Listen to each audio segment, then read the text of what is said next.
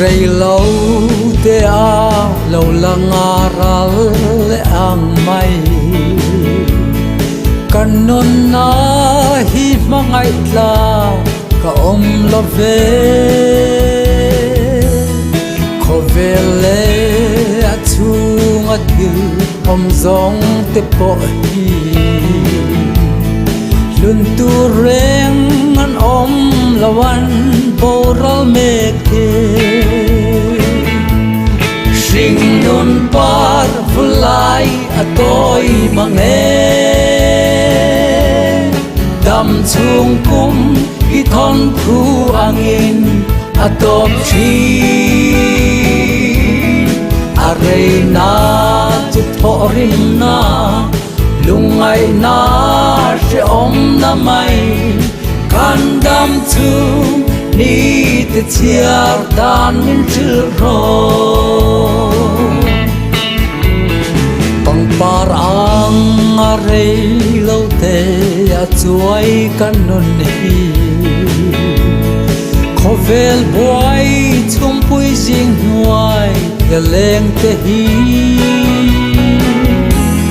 chandam tu lal pa itel lo chuan khovela lom na kim lung oi na le lim na om lo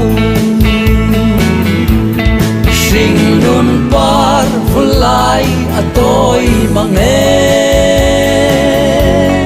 Dam chung kum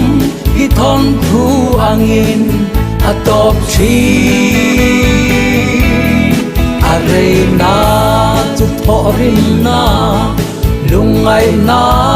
she om na mai kan dam chung ni te chiar dan min chil ro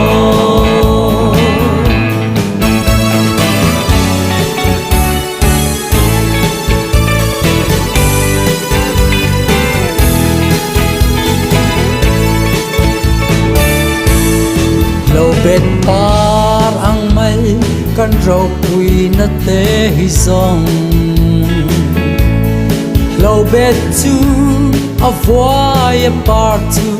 at la trin Patian tu ro sa tuanin na om reng don Sa tuan dai nun na petu Fakin om se Sing nun par fulai atoi mange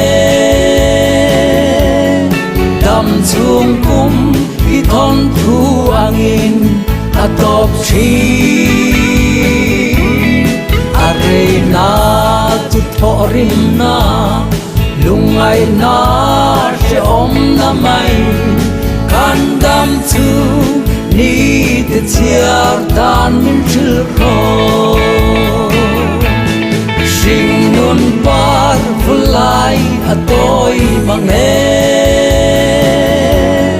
Dam chung kum I thon thu angin atop chi Arena tu thorin na lungai na she om na mai kan dam chung ni te chiar dan min chil ro